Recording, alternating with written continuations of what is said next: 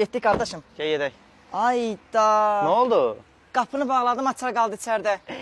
Ben necə açacaq qapını biz gələndə?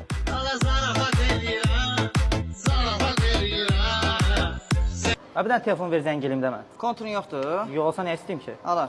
Ver. Ay ürəyim qopdu ya, nə edirsən sən?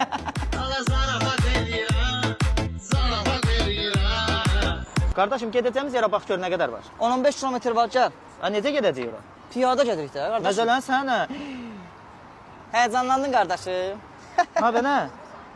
Bu deyil ha.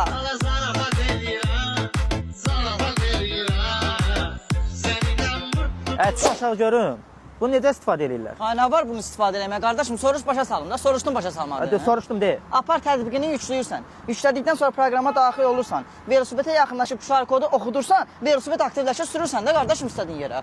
Ha birini də mənə götür də. Ayda. Nə oldu? Kartımı itirmişəm.